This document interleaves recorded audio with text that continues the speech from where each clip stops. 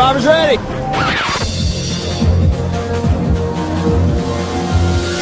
Direct from Hobart, it's time for you to hear those so-called experts from Survivor Oz talk about another reality show, despite the fact they always said they wouldn't ever talk about Survivor. It's The Amazing Race Oz, and here's your host, Colin Hilding. Hello and welcome to The Amazing Race Oz, Season 28, not our Season 28, our Season 4 or something like that, or 5, I guess it's Canadian version 6 if you count Australia. Doesn't matter, we're here to talk about US Season 28, otherwise known as YouTube versus Instagram. Not a concept that a lot of people were that excited about, but I don't know, we'll find out over the next hour or so if this is catching on after the double premiere that we're here to talk about. And we're joined by an almost full house here, minus our regular host Noah, who such a loyal Amazing Race fan that he doesn't think he'll be watching this season because he's that opposed to this concept. But maybe we can win him over. If anybody out there is missing Noah, chat into us, let us know. And if anybody out there is missing Rossi or knows where Anthony Rossi is, let us know because he's missing from this episode as well. You may hear him drop in. In the meantime, we have 4 other contributors here, all with different ailments that we'll get to know throughout this episode. Let's start from left to right. First, joining us for the second season as part of this show, Alec Culver. Thanks for joining us. No problem. Hashtag where's Rossi? Where is Rossi? Somebody else dropped in here, but we'll get to them in a second. I don't know if we're going to get... Let's not. This is awkward, considering I just said that they won't be here, but let's just move on. Let's say, what are you doing here, Noah? Well, I was actually just in the middle of recording a delayed Oztopsy for this week and thought I would come in and plug the show and you all go to survivoroz.com and download the Oztopsy. So you came in here to plug the show that you're ditching your former show to do. Well, I saw the call was going and I thought time for some cross-promotion. That's good. Well, you can fill in for Rossi if you want. Did you even watch the Amazing Race episode? I've seen The Amazing Race. Well, have you seen this season? 2-part premiere. Maybe. Maybe. That's a no. Alright, well... No, but I hear there's some YouTubers on there, though. Yeah, it's YouTube versus Instagram versus Vine versus creepy mother and son, mother and daughter teams, father and daughter. Sounds amazing. Yeah, it's The Amazing Race. Thanks for the insightful plug there. I should be off. Alright. Download Survivor Oztopsy and 007. Goodbye. Goodbye. Alright. That commercial was brought to you by former Amazing Race Oz host Noah Groves. And he just drops out. Yeah. Let's move on to people who actually watch this episode and care about The Amazing Race. Formerly known as Kristen, but from now on we're going to know her as a name that has spanned 2 seasons now. Hashtag shut your dirty mouth. Thanks for joining us. Yo. And Yo Glad is to back. be back. Yo is always back. Yeah, how are you feeling today? I heard that there was a cold going around your area. I'm not gonna cough. Also joining us for his second season as a contributor here on The Amazing Race Oz. Welcome back, Jordan Rose. Yeah, I just had the flu 2 weeks ago, even though I had the flu shot, so that was kind of weird. Yeah. And maybe I'll just be deadpan for the entire episode. I don't know. Yeah, so Kristen is going to be coughing herself into a fit. Jordan's going to be deadpan.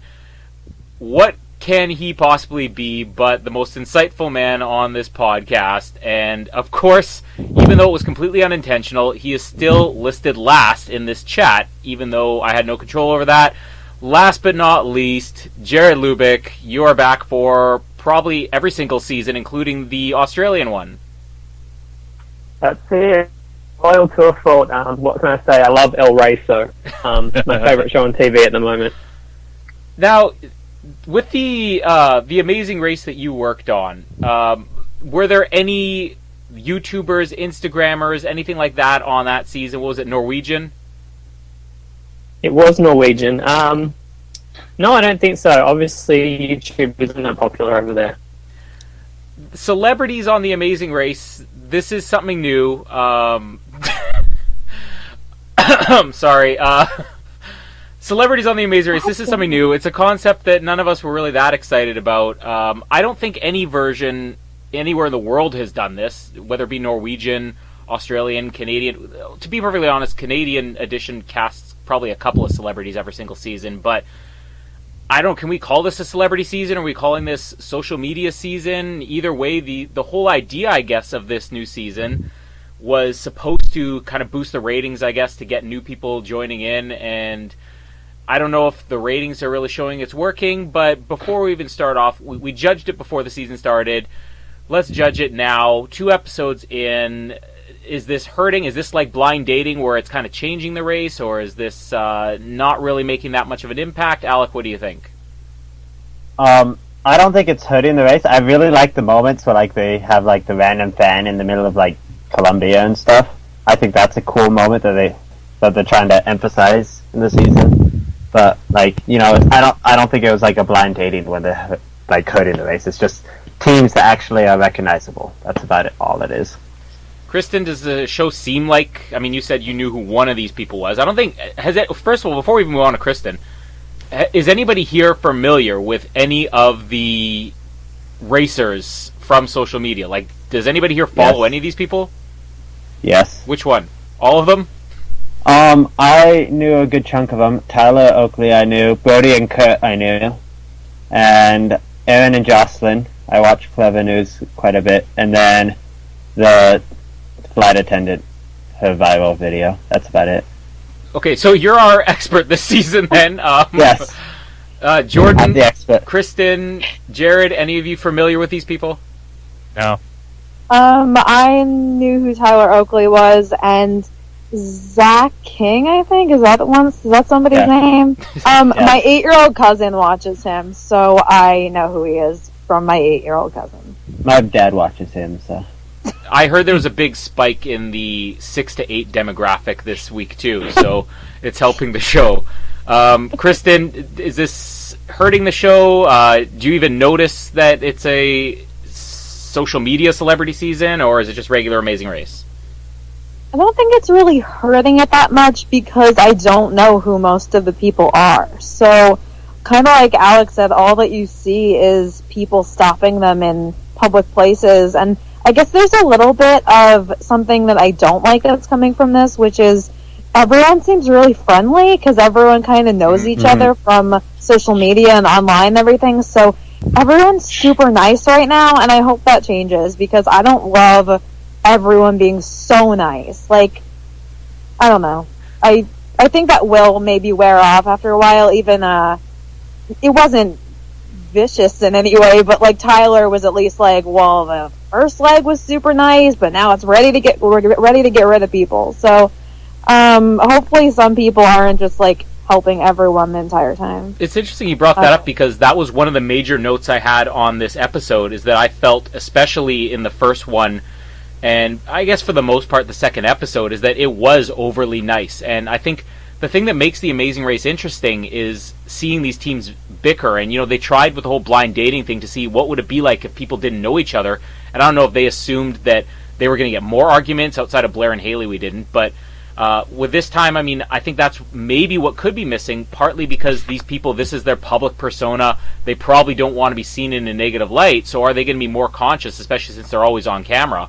Are they going to be more conscious? So, Jordan, do you have any opinions on that? Do you think that this is something that going down throughout the season that we might be lacking a little bit of because these people are so public?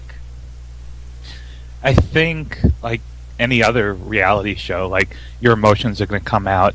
So I think, yeah, we might see, you know, a different side to these people, like their real personalities, not just the persona that they put up in social media. As for, like, if it's good for if this season is working out, or if it's good for the race, I don't think it's detracting from the show this season. I think their idea is to get viewers from the social media people that follow these people to just watch the race because hey, we're on the Amazing Race, come watch us. Unless they just go downhill, and they get angry and whatever. But yeah, again, I think it's good for the race. I don't really see any different competitiveness. I think the teams are all compared to an average season of the Amazing Race. They have the teams that do well and the teams that aren't so good and the weak, and they get the weak 2 or 3, 4 teams are going to come out early in the race, and then we're going to have a nice competition at the end. So really, I think it's going to turn out to be a season, an average season, if you just take out the fact that these people are famous. So yeah, I think that, like I said, the personalities I think are going to come out, and I think we'll see a good season compared to what we thought it was going to be. I think one thing that set this season apart is the intro, and they even said this is the first time in Amazing Race history they're doing this, and I like, again, the idea that they're springing everything on these people, and that's one of the things of the Amazing Race. A lot of people can very much prepare for this, and Survivor does, I guess as early as Pearl Islands, did the surprise where it's well, guess what, the game's starting now, you have to go and barter in this village, and Amazing Race doesn't really get to surprise people, but this intro where they basically left from home and the race starts here, and then you just have to fly to Mexico City or whatever it was. It didn't end up actually being really part of the race. I mean, they made a way that everything was even, but I guess just the fact that these people, they didn't have the time to sit there and prepare and to think, okay, we're starting filming on this day. Jared, how did you feel like this introduction? Is this something that could be carried over into future seasons? Did this work, or did it kind of just take too much time out of the episode?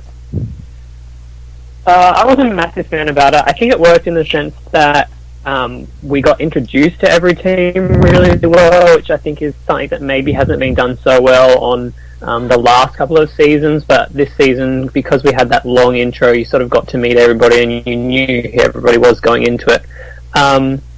I think for me the thing I didn't like about it was that it felt really fake. Obviously, I feel like the teams probably had a head up that they were going to start this point in time. You wouldn't have people... I mean, they're racing to get to Mexico, but I think obviously you're not going to give teams an unfair advantage based on kind of where they live, so they would have kind of held everybody up, and it wouldn't have surprised me if everybody was on the same flight, or otherwise people flew into Mexico and then had to wait at the airport till all the other teams got there and went off. So it kind of felt like that big kind of opening segment was delayed in a sense, and you didn't sort of get that big kickoff to the show that you normally get. I mean, the race did eventually start once they got there, and I don't think that overall this first episode was as good, although I actually do say I like the idea of starting the season slightly differently. I felt like this would have played better as a 2-part episode because there just wasn't enough time for everything else.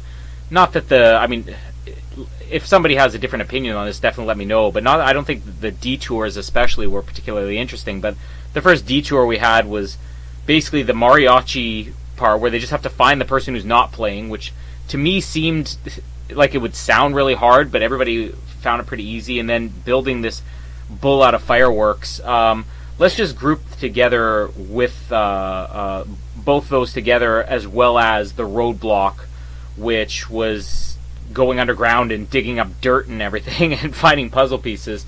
In my opinion, detours didn't quite work. Roadblock, I actually really like to have a little bit to say on it later on, but we'll kind of go around the room here. Challenges in episode 1, did it work? Did it set the right tone? Was it fast-paced enough, Alec? I kind of like the detour. I'm not saying they're the greatest detours ever, but they're actually detours where they had the culture of Mexico in it, and that's something that Amazing Race has been missing a lot more recently, where they just clean a carriage and walk it over. These ones had a mariachi and making this historical bull firework theme and stuff like that. Whether the greatest challenges ever, no, but they invited some of the history, just like the roadblock did with the Aztec whole history of Mexico and stuff. So I thought they were decent, but not great. but they had the culture element into it. So, Kristen, opinions on the challenges? I didn't love the detour. I liked the roadblock. Wait, which one's which? Roadblock was the digging. I liked the roadblock, but I wasn't really feeling either of the things in the detour. Except that it helped me decide which team I hate, because I have no idea what their names are, like Kirk and Brady or some shit. They were the ones that got there first and were just screaming at everyone, "Are you fake playing? Are you fake playing?" And Yeah. I'm so done with them. And that's all I got. I didn't like either of the tasks, but at least I know who I hate. Jordan, did you have any favorite moments from the detours or the roadblocks? I think the puzzle piece digging one, I just laughed at how easily the people were losing the puzzle pieces. Like, I think it was what was his name, Scott? Yeah, Scott. Who just dropped a piece in the grass, and then he had to retrace his steps and go look for it. It seemed to me like he dropped all his pieces in the grass. And what was he doing up there with him in the first place? I didn't understand how that happened. I don't know. Isn't what's it the like job? just? What's the job? Yeah, isn't everything supposed to be done underground? Like That's so in the clue. Yeah. Like that was so weird. Isn't he like a doctor? yeah, yeah. Well, who was the other one? Was it Aaron or Jocelyn who just could not finish it as well? It was Yeah.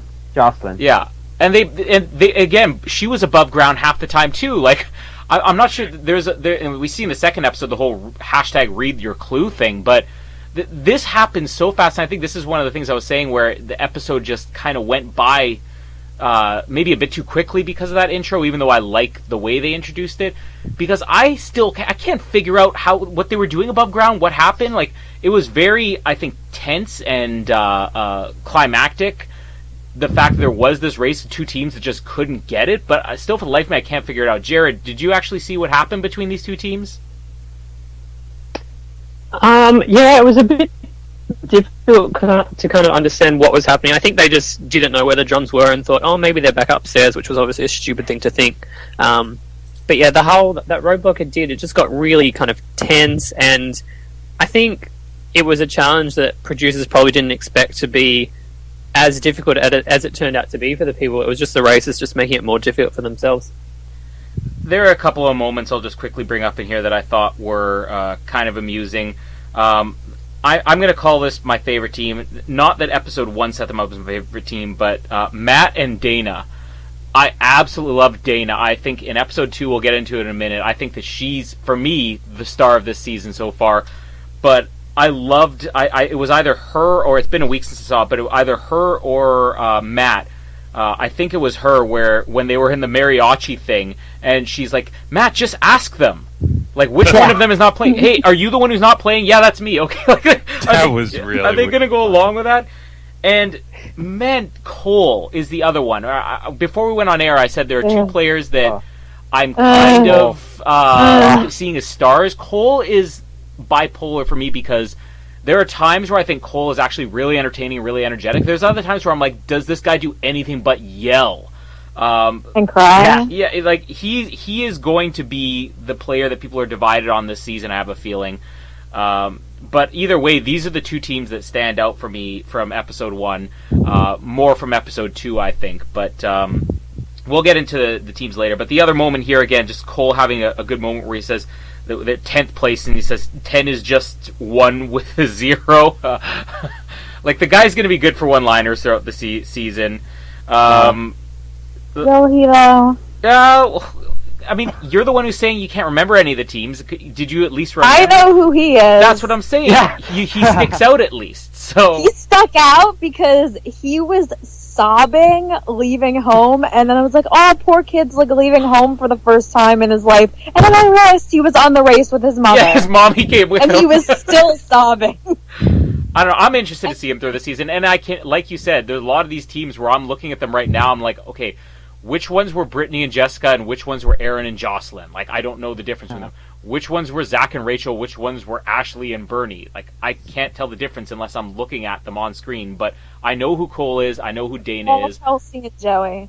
Yeah, don't get into Kelsey and Joey, which again, anybody who followed us last season, let's just give an update. We're now, 3 months away from the end of season 27 we saw, and all season I was saying that for whatever reason, nothing against them, could not remember Kelsey and Joey from 1 week to the next. I briefly was listening through Ben's Best of Survivor Oz episode, which has a lot of Amazing Race clips in there, and one of the moments where Kelsey and Joey are mentioned, and no joke, I thought to myself, which ones were Kelsey and Joey? That's not a joke, I still don't remember them. We're going to have an award this season, at the end of the season, who is the Kelsey and Joey of this season, the one that I just can't remember for whatever reason. I already know which team that is, but they're already eliminated. We'll get into that in the next episode. Let's move on to the next episode. So, how do you pronounce this city name? Cartagena, Colombia, or Cartagena? Cartagena. There you go. Nice accent. Cartagena? There you go. Spanish class coming to help. Put on an accent and then they'll believe you. I mean, we should again say that the reason we're jumping into episode 2 without talking about any of the teams is because, again, episode 1 started as a non-elimination, and I don't know. Rossi's usually our expert on this. Jared, you'll remember there was one of the seasons of Amazing Race Australia had their first episode as non-elimination. Which one was that? You know what? I don't know. I think it was season 2. Was season 2 the one where there were the 2 Italian sisters? Oh, yes, you're right. Yeah. So it was where the team had a choice to eliminate them or something, is that right? Yeah, I'm pretty sure that's what it was. Either way, it was like episode 1, I remember, being non-elimination. And when I watched that episode, I'm like, that's a really great idea. I actually like non-elimination. And this one, it just didn't work for me. I think, had it been just, maybe this was planned to be a 2-hour premiere, and they just said, well, we're splitting the episodes. But let's quickly get opinions on this before we move on. Non-elimination on episode 1, did it work? Did it flop? Alec? So in the American version, at least recently, they've had 2 other times that they had a non-elimination in the first leg. The season 18 and 19. Season 18 was the unfinished business. Oh, that one it worked, yeah. because it was like they were bringing all these people back, and it was a continuation leg. Yeah. Season 19, they had the non-elimination. I hated this one because they had the double elimination the next leg, which I hated that. Which, obviously, we didn't get that this time, thankfully. Yeah. Did you like and it so, this time, though? This time, I feel part of the reason why they had it was just because these are known personalities, and they didn't want fans to be upset when, like, maybe their favorite left right, like, their first episode, you know, without getting a proper introduction, so I feel that's probably what it was. Yeah. Did it, like, work in storyline? I feel if they just had a continuation leg, then it probably would have, but not a Kristen? non-elimination, so. Yeah, I completely agree that's probably why they did this, was just they didn't want to have any of these quote-unquote celebrities eliminated on the first episode. But I didn't love how it works in terms of, like, momentum. It was kind of just like, oh, okay, I just watched the premiere and no one went home. This is not great. But I kind of love the terrible drops the puzzle pieces Dr. Dad, so I was happy that they stayed, so I don't really care that it wasn't great for the show. Jordan, hit or miss? I'm not a fan of non-elimination legs just in general, and obviously you do see them every season. And right here, I think it's good because there's one in the first episode, so it takes one away from the middle of the season, or from when there's 5 or 6 teams left in the race, and also, like, I'm a fan of keep on racing legs instead of non-elimination. So, like, I hate non-elimination legs in general, but this one in particular, it's at a time in the race when we still have yet to get to know every team, and I don't know. I think it works better here than like 2 consecutive non-elimination legs with like 6 people left, and then there's elimination, and then 5 people left, and a non-elimination.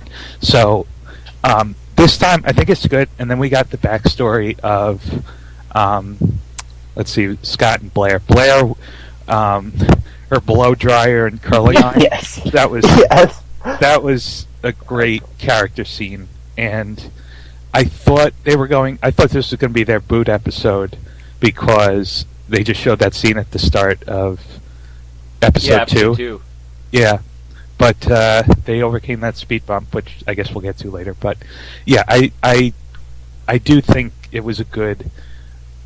If there is time for a non-elimination leg that I like, it would be early in the race, and maybe not the first leg, but I'd rather see it here than an anticlimactic. You're still in the race with 5 people left. Jared, yeah. You watched The Amazing Race Canada with this past season, where I think, and maybe you disagree with me, but in my opinion, I think that was the best any Amazing Race has ever handled non-elimination legs and to be continueds.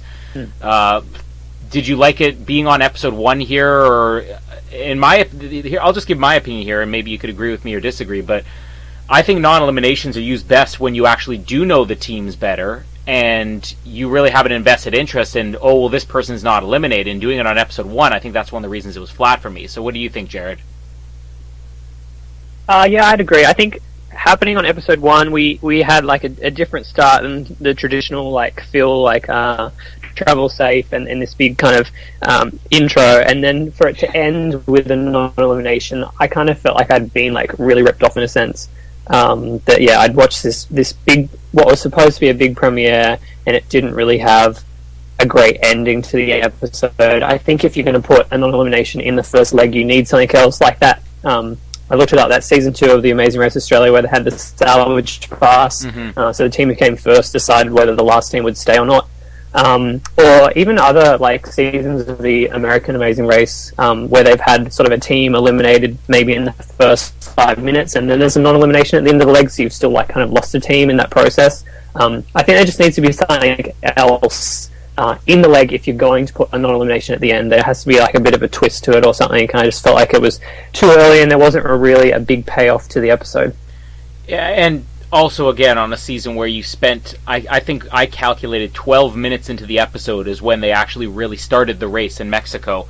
And again, no knock against doing it differently, but maybe a little bit too much time spent, so you have even less time to get to know these teams. But episode 2, another interesting thing that you mentioned, Jordan, was that scene that they started on, which is another reason why I think maybe this was meant to be a double episode, because episode 2 is actually starting with the second part of the scene. Usually if we have a to be continued, it just jumps right into the next one. This was like all one thing as far as I was concerned. But episode 2, huge improvement for me. I think the location, Colombia, again, was just fantastic. And had they ever been to Colombia before? Does anybody know? No, they said it on the episode. Yeah, they hadn't. Yeah. So, again, I think, as far as I know, from what I've read, there's going to be several first-time locations on this season, and I thought Colombia was fantastic. The first thing they did, though, this gave me a major flashback to season 27. The mud volcano, looking for emeralds. Now, we all talked in the premiere episode of season 27 how odd it was that they had to put together a puzzle on the beach and make them wear bathing suits and bikinis, basically have them stripped down for no reason whatsoever. And here we have it again. Let's have you get in basically your underwear and jump into a mud pit. Little bit. I mean, it was a fun scene. Especially, who was it who was talking about? Oh, I don't want to go in there in a thong. She's Blair. She's one with her dad. It was Blair. Blair, yeah. I thought maybe another potential star, Blair, in the season, but it was a fun scene, and seeing some of the people jumping in there and having trouble. But again, just kind of odd. We're 2 seasons in a row of let's strip them down in the premieres, but. Mud Volcano was the first part of it, and a funny scene in there where, again, somebody's going to have to remind me, who was it that picked up a giant pink rock and said, "This is emerald, right?"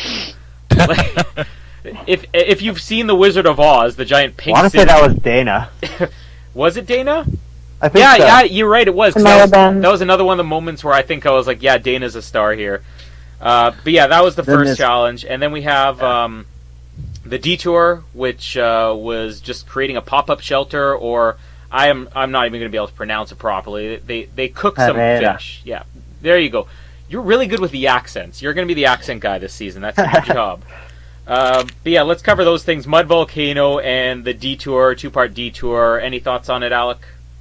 I will say, besides the Blair moment, my probably favorite moment of the roadblock was when Corey drops his emerald and has to go back to grab a whole new one, Yeah. like, because he can't find it. Like, he's like, oh yeah, we're gonna leave like second, because like the frisbee guy's already gone. It's just like he drops his emerald, has to go back, and they end up leaving in fourth.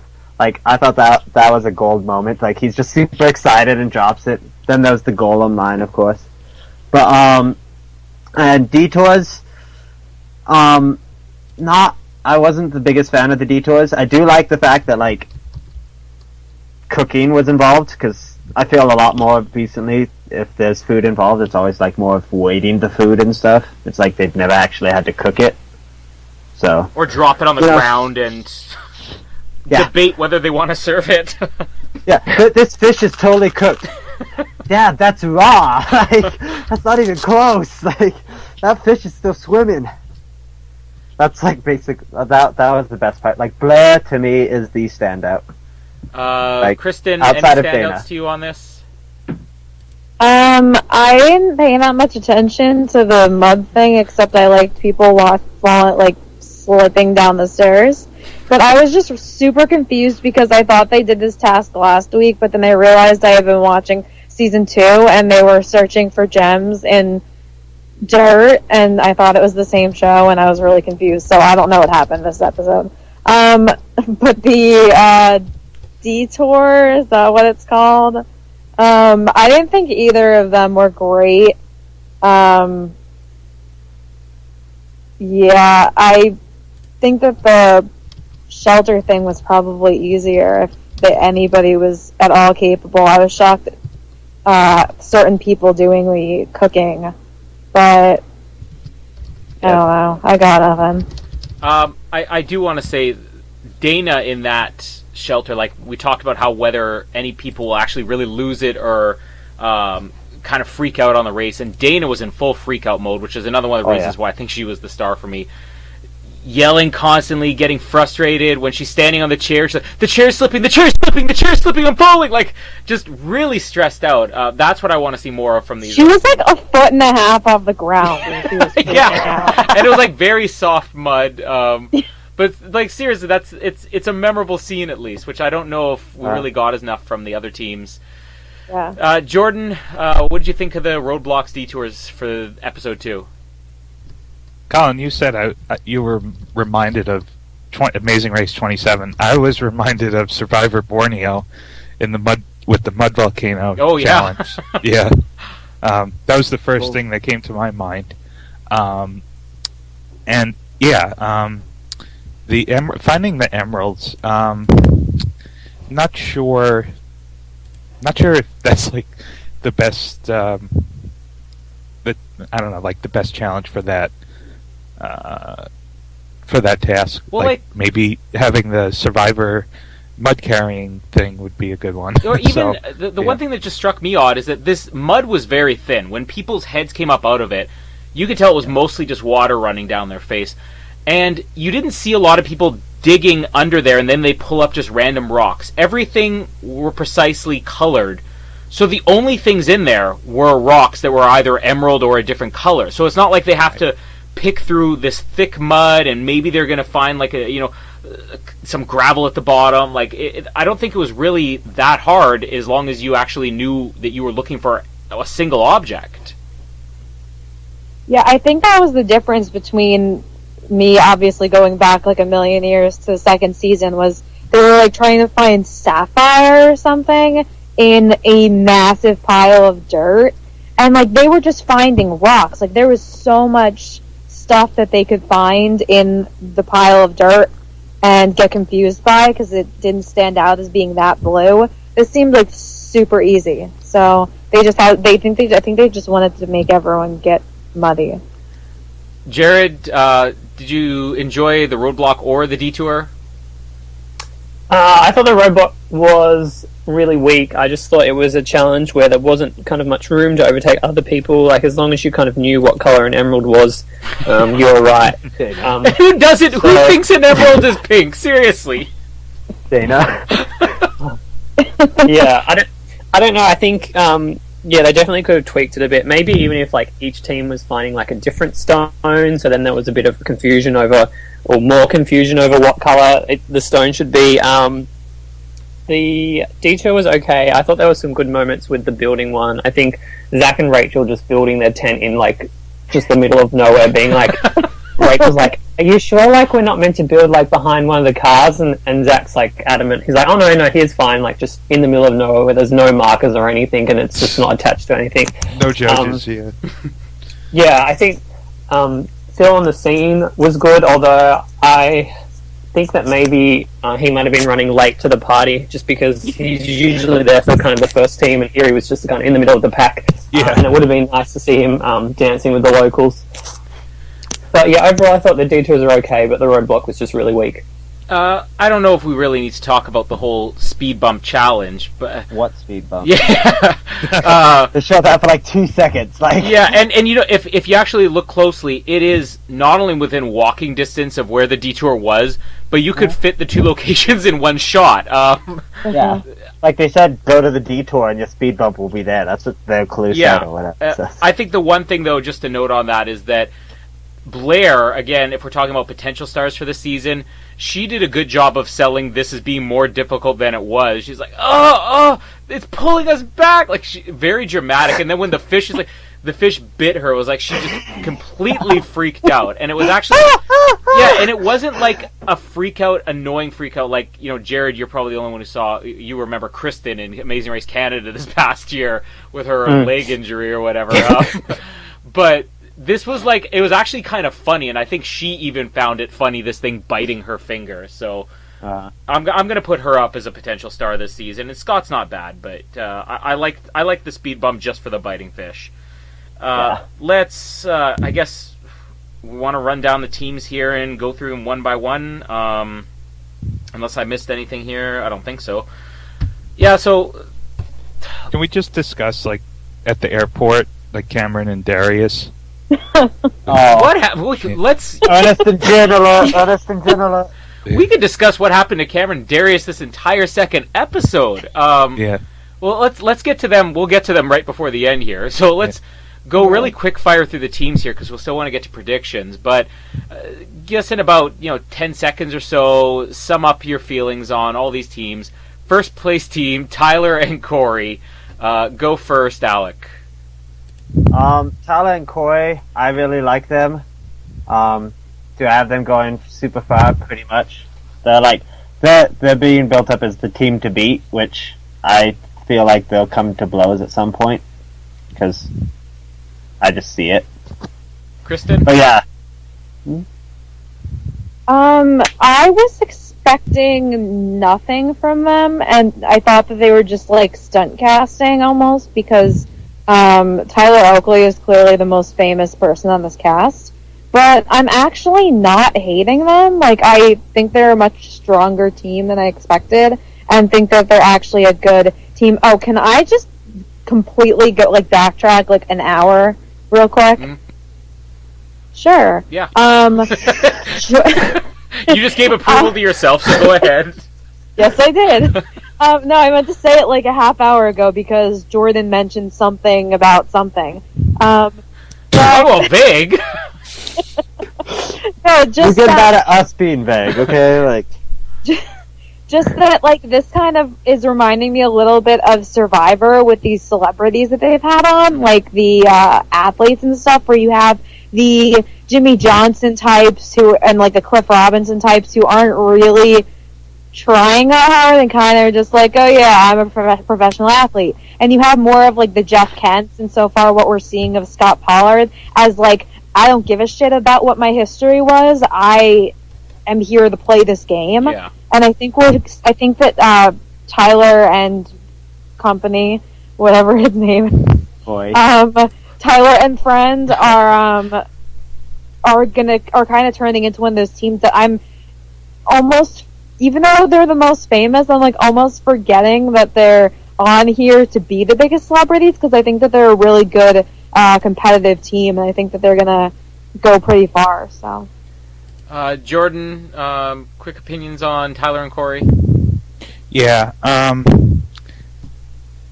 it looks like they're the front runners for now. I am not into social media whatsoever, so you tell me who this guy is, and I still won't have any idea who this is, even though he's probably, I guess he's the most famous social media person on the race. So I think they're the team to beat, even though Corey made that mistake of dropping the emerald. I think I hope they had extra emeralds in that volcano, by the way. But no, maybe that's what took Hagen so long.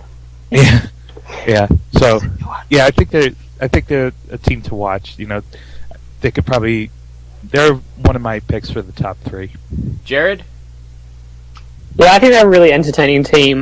They just have a really positive attitude. Tyler's the only person I knew coming into this, and that's just because I saw his face on the front of a book. I assume it was his autobiography or something. So yeah, I think they're really fun to watch, and I'd say that they'll probably go fairly far. I'm just gonna say, I actually find them to be, for the same reason that everybody sort of said here, is that whether they're celebrities or not, they actually seem like they're there to play, and that they could have just been cast in a regular season. My wife hates them so much so far, and the reason she hates them is all for when they checked in. I don't know if anybody else noticed this. I will put it on the end of the episode. They have the most obnoxious laughs ever. It's like,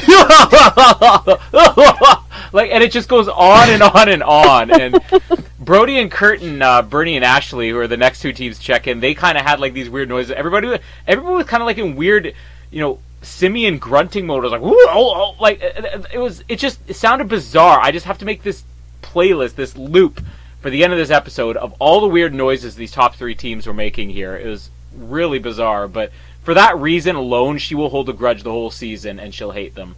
So I'll update everybody if they actually do grow on her. But let's talk about Brody and Kurt next. Douche Bros of the season. Anybody disagreeing on that? They're the worst. I'm not minding them. I'm not even saying that in a bad way, but I think they are that team. Oh.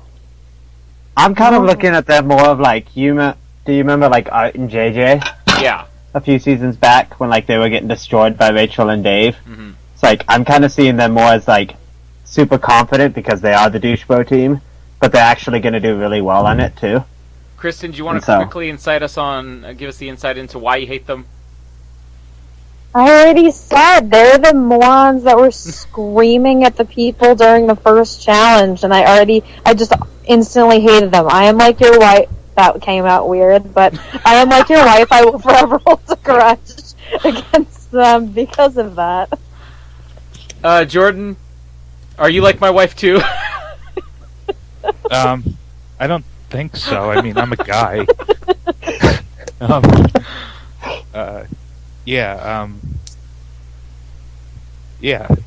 They. Is that all? That's all that needs to be said. Yeah. With that stuff they pulled in the first detour, I'm like, I don't think they're gonna answer you. That was weird, but they're a team to watch as well. Jared?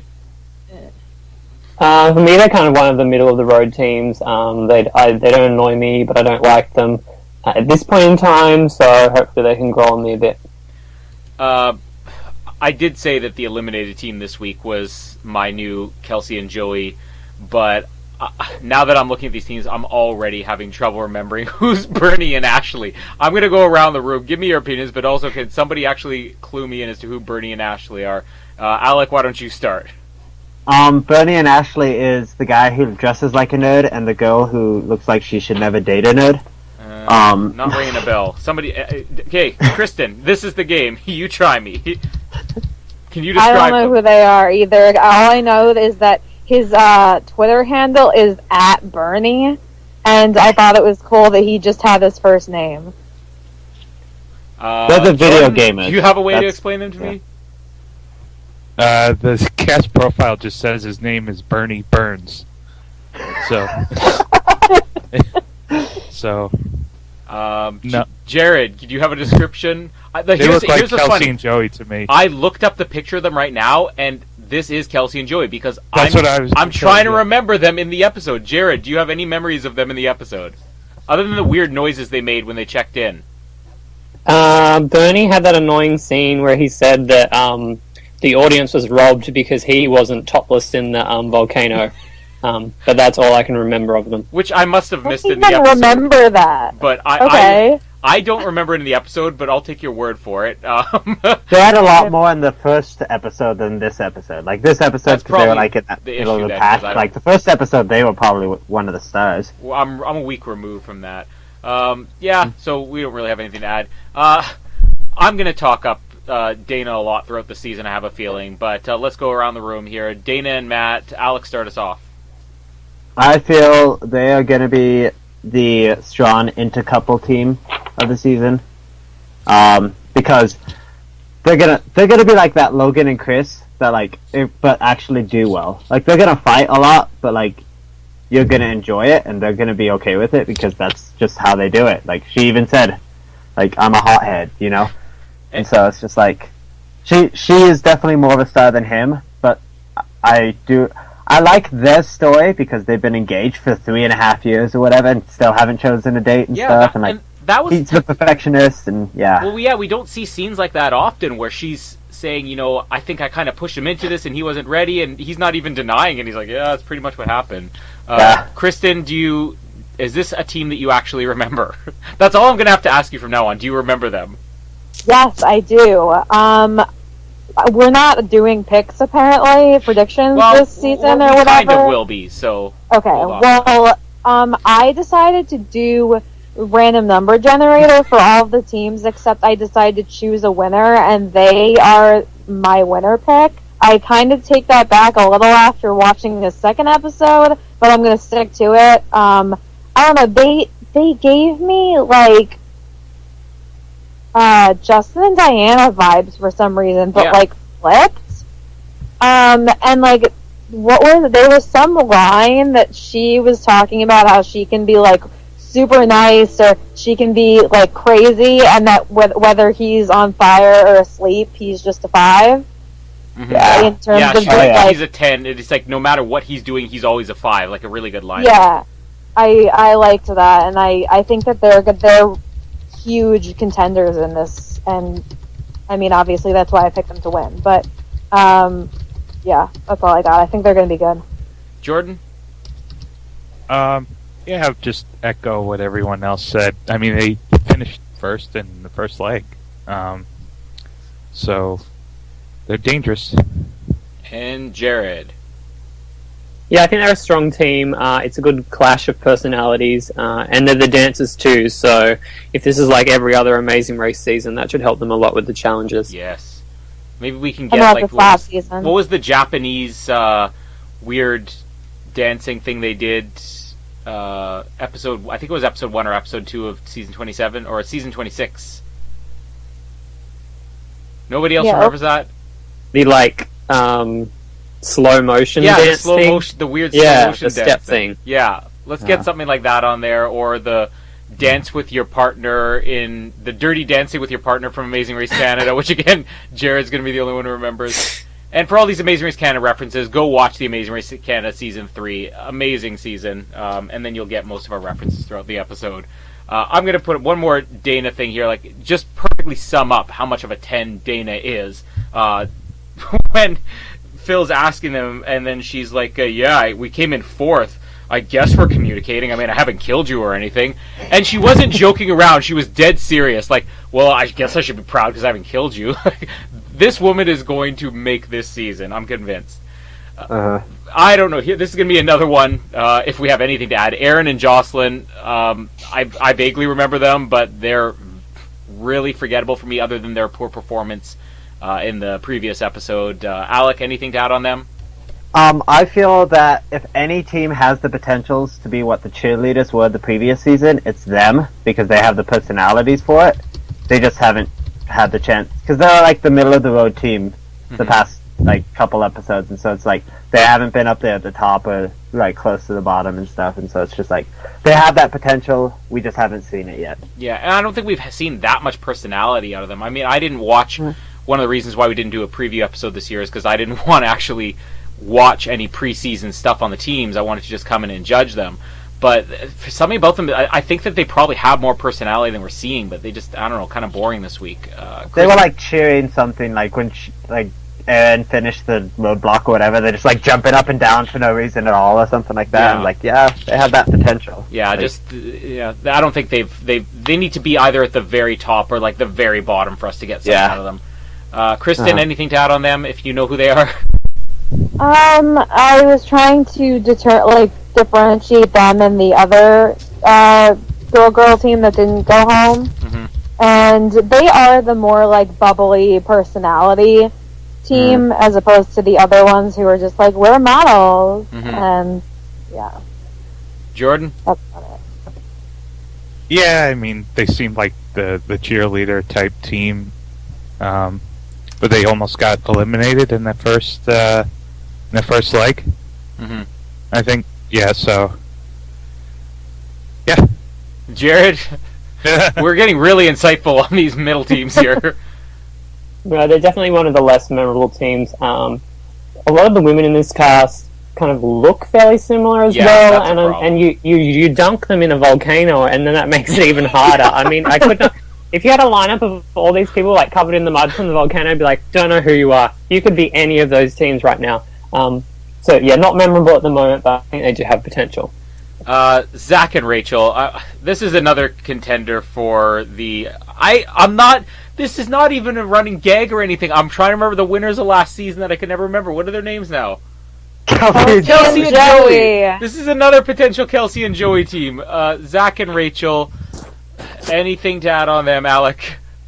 This is more my Kelsey and Joey than Bernie and Ashley. Yeah. But I also feel that this is a team that also has a lot of potential because they kind of have a story similar to like Matt and Dana or something like that. Because they had a moment like that early in the episode, but it was kind of a by the byway and not mentioned a few times and stuff. But they're kind of a middle of the road team right now, so we haven't seen a lot from them. Kristen? I only recognize them like vaguely because my little cousin has forced me to watch so many videos of him. But they're such like a middle of the road, like forgettable team, and I don't get much from them. Now, he was the one who did kind of the magic. Yeah. Editing. Yes. Yeah. They stuck out for me during that first 12 minutes, and then once they actually got on the race, I knew nothing about them. Like, that's... Yep. Without any type of editing effects, there's nothing interesting so far, and maybe that'll change. I think that's the problem with Vine, is you have to come up with these, like, 6-second, really cool things to do, as opposed to, like, not to keep going back to him, but I'm going to keep going back to him, like a Tyler Oakley who sits in front of his camera and has a ton of personality and talks to his millions and millions of viewers through video. Like, they're completely different personality types. Mm-hmm. Jordan, did you cover Zach and Rachel? If you have anything to say. No, I mean, I think they have, like, potential of being the bickering couple of the season. Like, the married couple. They are married. They're the only married couple on the season. Mm-hmm. Oh, okay. And just married. Yeah. Yeah. Year and a half. So it's kind of like Blind Date again. Yeah. Well, not really, but I think they have the potential to be the bickering couple. Maybe like Haley and Blair in a way. Mm-hmm. Jared? They're actually one of my random favorite teams, and I don't know why, because they don't really bring anything to the show, and they haven't been shown a whole lot. They're just that, like, nice team at the moment. But yeah, I don't know. For some reason, I'm hoping that they do well. This isn't going to be like Morella and his Candy Girls, is it? No, not to that extent. Every time we put up the posts, like, because Jared will be responsible for putting the posts up, I'm assuming, since Noah's not here.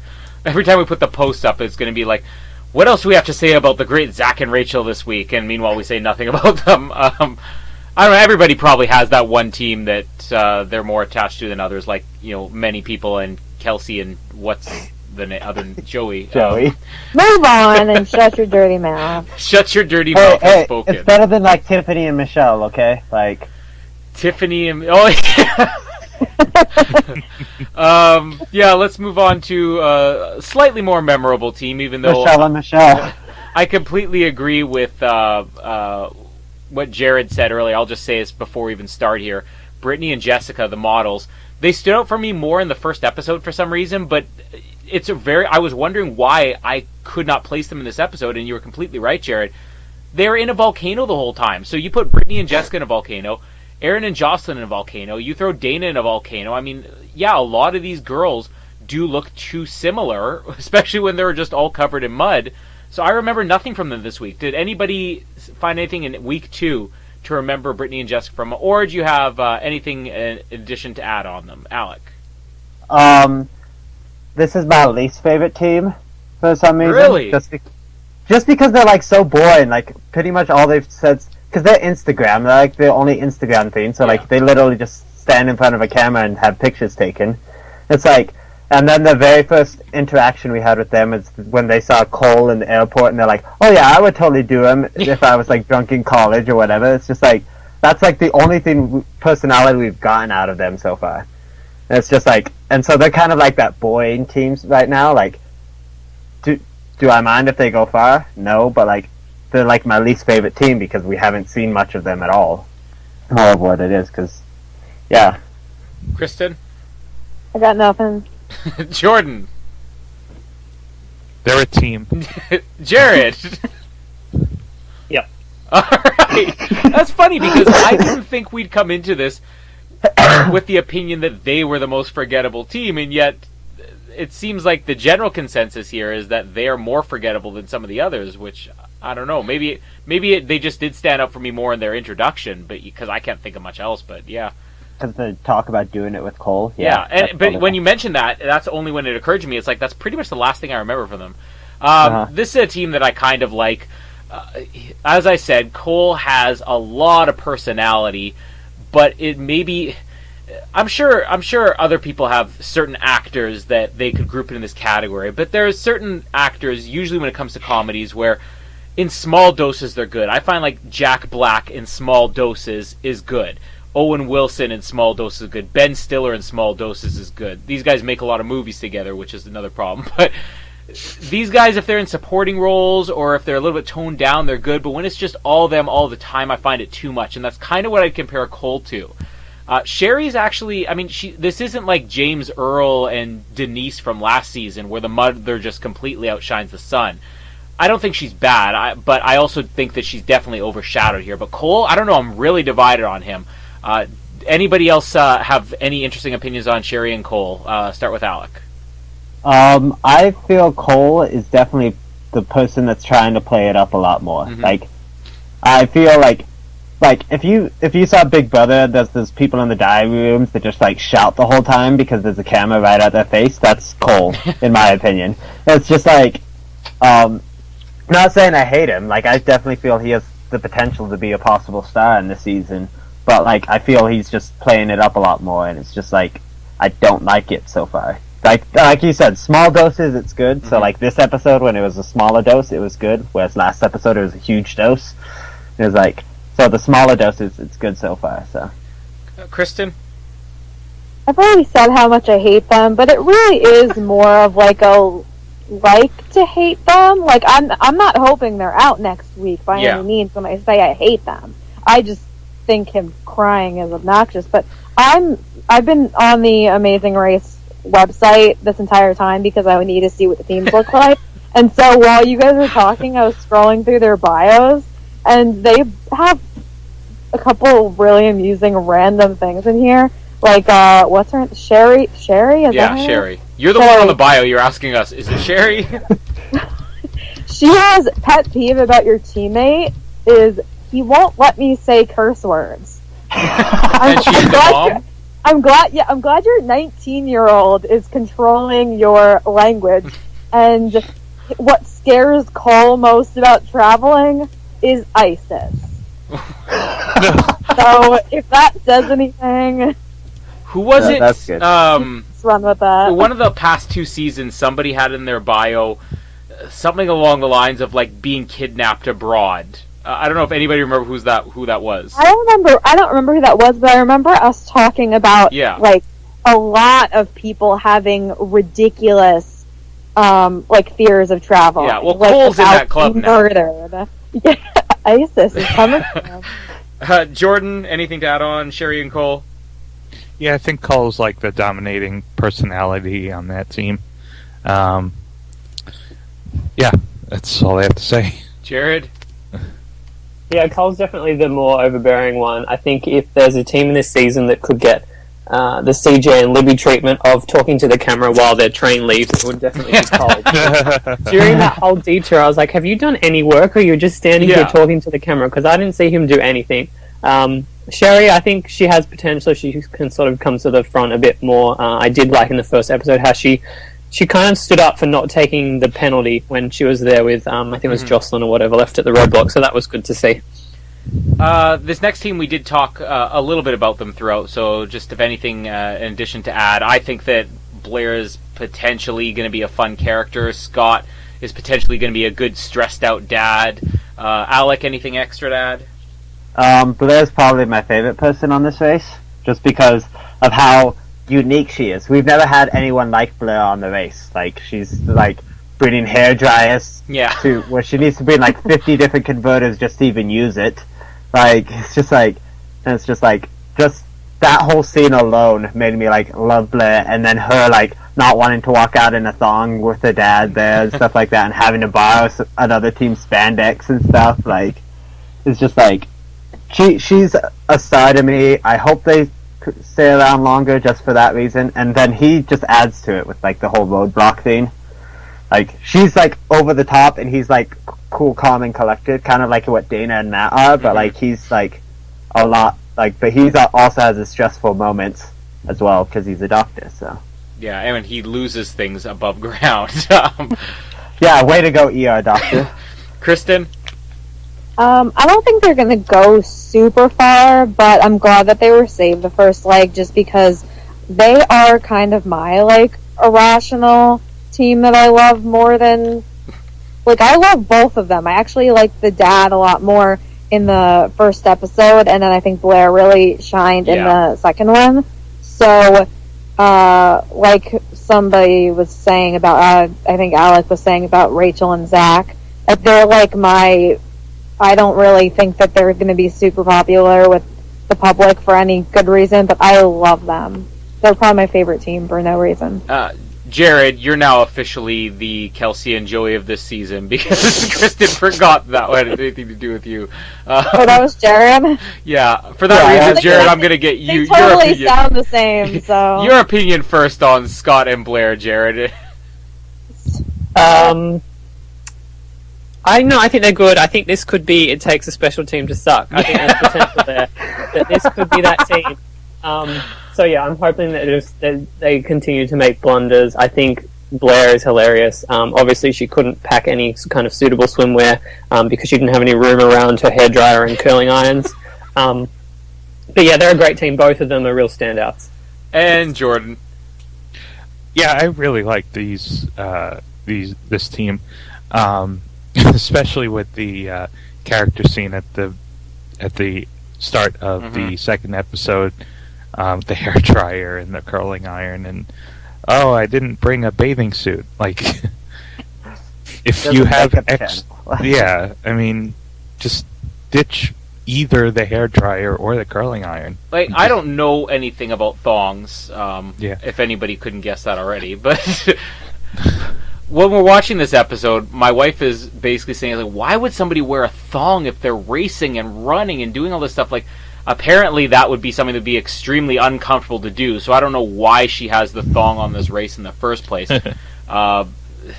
Maybe she wanted to save room on proper underwear, and that took up less baggage space. I don't know. A little bit strange. This is the team that I think we all probably have some type of opinion on. Darius and Cameron, let's start it off, Alec. So interesting enough, when I made my predictions last week, they were my winner's pick. Not anymore. See, this is why we held off for a week. But no, like, I actually still believe that they could be, like, Final 3. I feel that they're getting this edit of, like, making the mistakes and learning from them. Mm-hmm. Like, they learned about, like, being more aggressive when it comes to, like, finding a plane flight. It's like, and they actually showed good potential of being good racers because they were half an hour behind Marty and Hagen and passed them at one point. Yes, they fell behind again, but it wasn't a task that wasn't to their forte where it was to Marty and Hagen. It was surprising how quickly they bounced back. Yeah, it's like, and so they still have and I feel like they're going to learn from their mistakes. I can't think of a team off the top of my head that kind of did that. Maybe like the Wrestlers in season 25. Like this team that sucked at the beginning, but then like learned from their mistakes and became like one of the stronger teams. It's like, I feel that's them this season. Kristen? I mentioned only knowing a couple of the teams, but I do know the one video that they showed of them in that preview. So I do know who these guys are vaguely.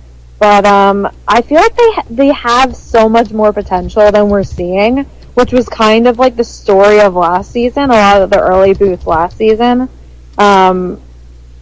We were sitting there looking at like the dancers and the track stars and stuff, and we're like, how are these teams out like in 9th and 8th place or whatever? I'm super confused by everything that happened in the airport. Like, I don't understand. They were one of the first teams there, and they just didn't do anything. Like, everyone else can figure out how to go buy tickets. I get that they're super young, because I'm on their bio page, and they're 19 and 22, which is super young to be racing with just, I don't know. But, like, can't you figure shit out? Like, they just don't seem to have much drive to do well. Like, they're almost the opposite of what I said about Tyler and Corey, where I'm like, oh, they're super famous, but they are here to race. I'm not getting that from them. I think that they're kind of just chilling, and I don't see them going super far. Like, whoever just spoke, I'm not going to say anybody's name because I don't know anybody's name apparently. Just guess Jared all the time now. I thought it was Alec. It was this time. Okay. So you were right. Okay, Alec. Yeah, I'll just cut in really quickly. My opinion is very similar to what you said. I think the biggest issue these guys had is that they were way too laid back. And I think the only promise that they show, like, because I don't really know if I agree that they're going to be one of the ones that learns from their mistakes. But on the flip side of that, they ended the episode by basically saying, we weren't as intense as we should have been. I can't remember their exact words, but basically acknowledging we need to take this more seriously. We need to, work quicker and be less laid back. And I think they need to learn from that because there's no other reason why they fell behind except even when you watch them in every single one of these tasks, they seem just lazy and bored. Jordan, any extra opinions to add? You actually had a few things you wanted to say on these, unless they've already been covered. They just relaxing in the airport, taking time out to interact with their fans. I mean, that's fine and all, but you're on the freaking Amazing Race, and you don't have time to, if you've got to go book a flight, you really can't just take time out and do whatever. I mean, that's a costly mistake, and if Marty and Hagen were, if they had not let their cab driver go, they'd be in last by a mile. So, that was a big mistake. Jared, anything extra?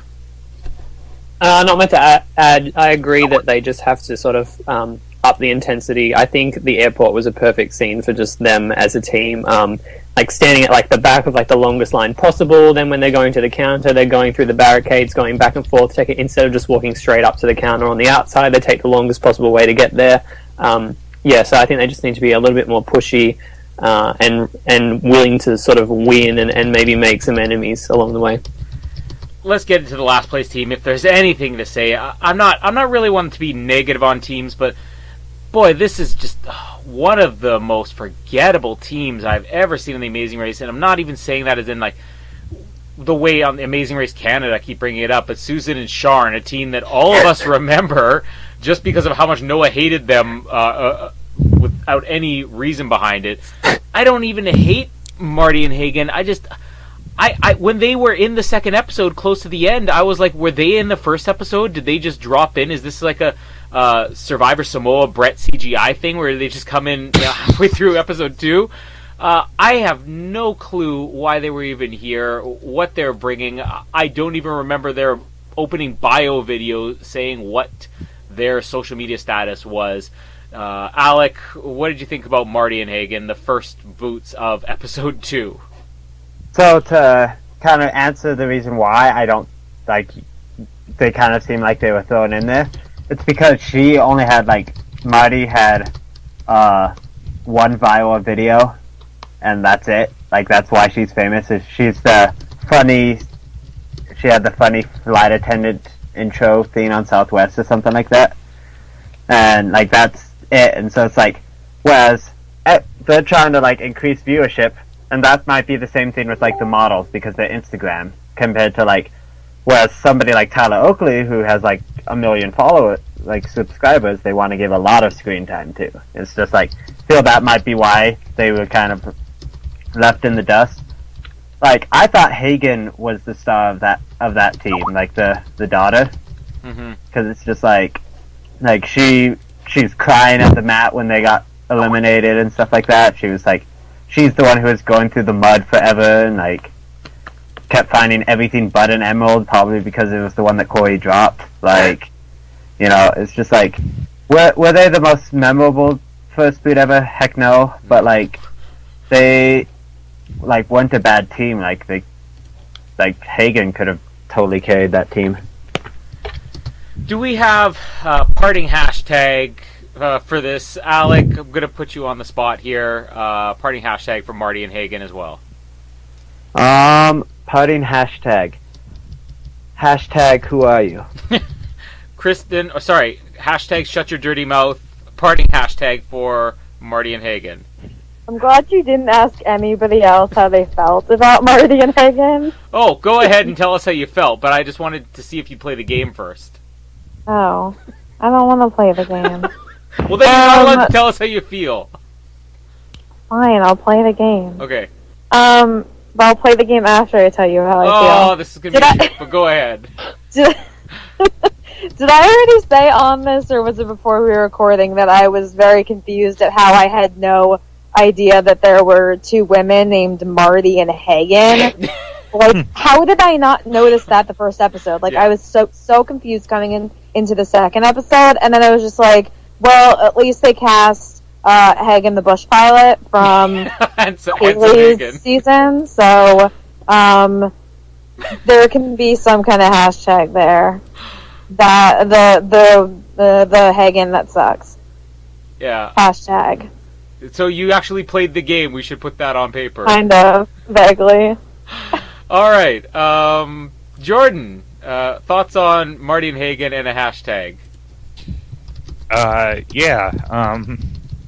Very forgettable, I guess. For first boot, I guess we won't remember them really as a first boot because it wasn't the first episode. What's that? I said we won't remember them. So. Yeah, that's right. But we won't remember them as the first boot because it wasn't the first episode that they went home in. And my hashtag for them is hashtag El Raso. Jared, your hashtag's probably been stolen now, and you always struggle with these. We'll give you some time to think about it. Why don't you just start off by talking about Marty and Hagen? I think they had potential to be a train wreck team, and they were in the 2 episodes. Hagen, she was whiny in that volcano. That I was just glad that she went home because that was just going to get really frustrating that every time they got to a task and she did bad, I could just see her breaking down. I thought Marty was a more interesting one. El Racer was a good moment. It was going to be my hashtag, but now I shall change it to hashtag El Walko. I'm just gonna say, Marty and Hagen struggling throughout this episode was painful to watch. I don't know what it was, but it's like usually if I see a team and they're really struggling, particularly in the volcano one. Which one was it who was in the volcano? Hagen, yeah. So when I see a team really struggling, that's where I get entertainment out of the show. But I was just done with it. It was just hard to watch and miserable, and I'm not sad to see them go. I'm sure they're very nice, though, and please come on the show and we'll interview you, and you can tell us all the great moments that didn't make the air. I'm going to go with hashtag long live Susan and Sharn. Watch The Amazing Race Canada Season 3. That's it. Let's quickly get into kind of a semi-predictions here. Now, any of us who actually have full season predictions, we'll still put those up if we get them. But for the most part, we're going to track throughout the season because we are coming to this without preseason predictions, without a preseason episode, and without even having our predictions submitted to each other by the first boot. We'll just do a final 3 here. So I'm going to start off and say I have my final 3 as third place Brody and Kurt, second place Sherry and Cole, which is going to be a long shot, but there's something about them I think could make it to the end. And my number 1 is going to be Dana and Matt, and that's probably just because I think Dana's the only memorable one here. But that's my top 3. Alec, do you want to give us your top 3? Okay. As I said, I originally had Darius and Cameron as my first boot, but I moved them to 4th. It's the privilege of being able to do it after the fact. But I have third place Dana and Matt. I feel they'll make the final 3, but then have like some moment during that final leg where they break down, kind of like Logan and Chris, Haley and Blair, that type of thing. Second place Brody and Kurt, and first place Bernie and Ashley. All right. Because you know, Kelsey and Joey. Yeah. Kristen, can you remember enough names? Oh no, wait, you did the full list. That's right. Not that you actually put any effort into it, but I have the full list too. Yeah, my final 3. Well, we'll put the full list up on, or we'll just do it for our own. Let's just do final 3 here.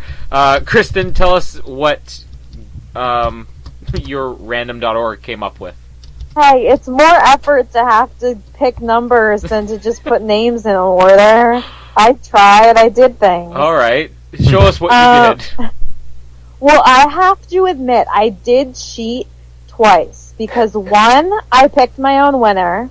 So that wasn't by random. That's not cheating. That's what all of us are doing. You're saying it as if you broke the law here. No, I'm just saying that I didn't random.org everyone. I only random.org 2 through 11. Okay.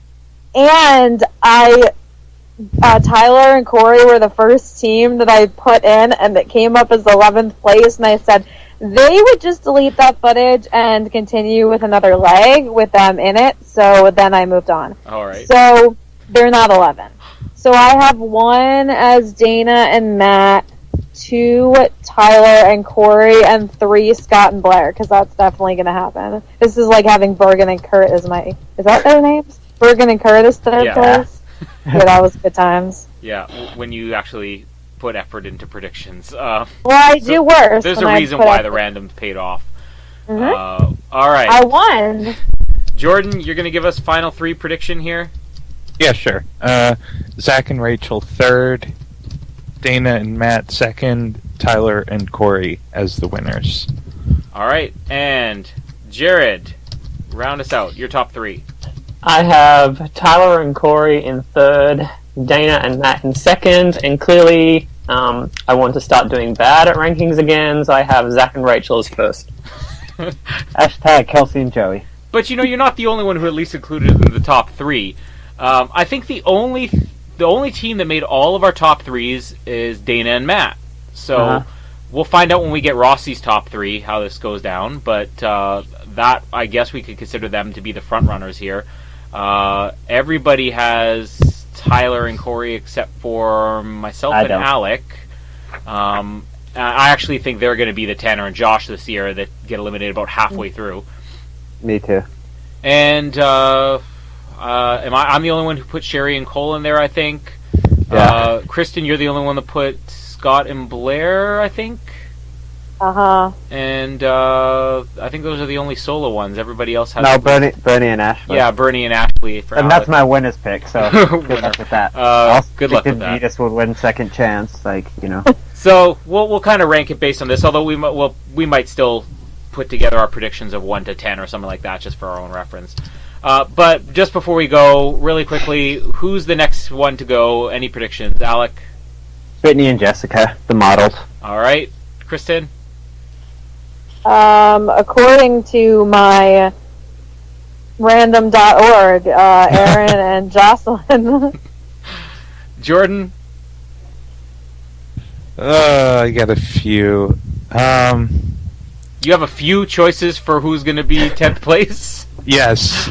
I'm going to have to go with Scott and Blair. Okay. And No. Jared. Yeah, I hope it's not so, but I have Scott and Blair as well. No! I honestly, I don't... Select my favorite team, no. Yeah, I don't know. I think Brittany and Jessica, there's a good chance that they might be gone, but I'm kind of tossing up because I don't know if Darius and Cameron really have the energy to do this race. We'll see, though. But that's it. Now, we should say, I think we mentioned this even at the end of last season. We may have mentioned it early in this episode. I don't know, but we'll just get out of the way now. Because of some scheduling changes and everything, we are splitting the Survivor Oztopsies, I guess, into 2 separate shows. And on top of that, we have minus Noah for this, and lots of extra stuff coming up, and power rankings and all that. So due to a huge schedule we have going on other projects, Amazing Race Oz will probably take not a completely backseat, but we're going to I doubt we'll be recapping every single episode this season. We might be able to do it every second week if schedules permit. We might be able to only do like a mid-season recap, another one at the end, but we're going to try to keep it on top of it as best we can. Just don't worry if we're not here for 2 or 3 weeks. We will catch up on it. We could also hope that it's like the last 2 seasons, or like last season of Amazing Race and then Amazing Race Canada, where we just had a lot of non-elimination or double episodes where we can hold off like we did on this one. But don't be surprised if there's fewer episodes, but we'll still keep up with it regardless. And hopefully you'll be here with us for the rest of the season, Alec. Thanks for being here this week. No problem. And hashtag shut your dirty mouth. Insightful as always. Yep. And hashtag Jordan was here. Thanks for being here. Yeah, I'll just go back to what I was doing, I Give guess. us a yo something. There we go. Yo. Hashtag is Jordan's new hashtag. We'll run with that for the season. And let's claim it back. Hashtag El Raso, Jared Lubick, always loyal. Yep, always here, always low, always ready to race. And hashtag listen to Noah Grove's new Survivor Oztopsy. Didn't plug it enough at the beginning of the show. And listen to some of us, I'm thinking, on the other Ozlit Topsy. I don't even know if we have a name for it yet, but we still have to record that, so that should be up soon. And hopefully we'll be back in a week or 2 or something like that. Until next time, screw it. This is my show now. I'm not doing lame endings. Goodbye.